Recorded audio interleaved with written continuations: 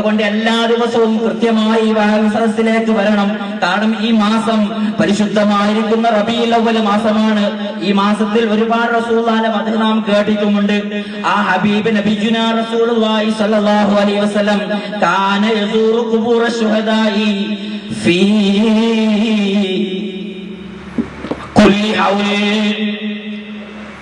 കാന യസൂറു ശുഹദാഇ അശ്ശുഹദാ എന്ന് പറഞ്ഞാൽ മഹാന്മാരായ ഉഹുദിൽ ഷഹീദായ ശുഹദാക്കളുടെ ഖബർ മഹാനായ നബി സല്ലല്ലാഹു അലൈഹി വസല്ലം തങ്ങൾ സിയാറത്ത് ചെയ്യുമായിരുന്നു.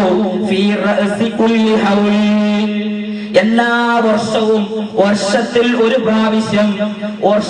ഒരു പ്രാവശ്യം നമ്മുടെ നേതാവ് നബിയുനാ റസൂലുള്ളാഹി സ്വല്ലല്ലാഹു അലൈഹി വസല്ലം തങ്ങൾ ഉഹുദിൽ മറപ്പെട്ട് കിടക്കുന്ന ഉഹുദ് ശുഹദാക്കൾ അശ്ശുഹദാ, അവിടെ ഉദ്ദേശിക്കപ്പെട്ടത് ഉഹുദിലെ ശുഹദാക്കളാണ്.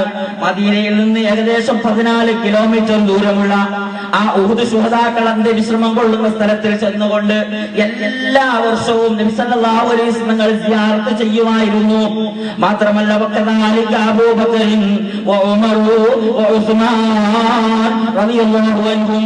അങ്ങനെ റസൂലുള്ളാഹി സ്വല്ലല്ലാഹു അലൈഹി വസല്ലം തങ്ങൾക്ക് ശേഷം ഇവിടെ ഒന്നാമത്തെ ഖലീഫയായി വന്ന മഹാനായിരിക്കുന്ന അബൂബക്കർ സിദ്ദീഖ് റളിയല്ലാഹു അൻഹു, പിന്നീട് ഉമർ ഇബ്നുൽ ഖത്താബ് റളിയല്ലാഹു അൻഹു, പിന്നീട് ഉസ്മാൻ ഇബ്നു അഫ്ഫാൻ റളിയല്ലാഹു അൻഹു. ആ നില തുടർന്നു കൊണ്ടേയിരുന്നു. എല്ലാ കൊല്ലത്തിന്റെയും തുടക്കത്തിൽ വർഷാദ്യത്തിൽ മഹാന്മാരായിരിക്കുന്ന ഉഹുദ് ശുഹദാക്കളുടെ ഖബർ സിയാറത്ത് ചെയ്യുന്ന പതിവ് റസൂലുള്ളാഹി സ്വല്ലല്ലാഹു അലൈഹി വസല്ലം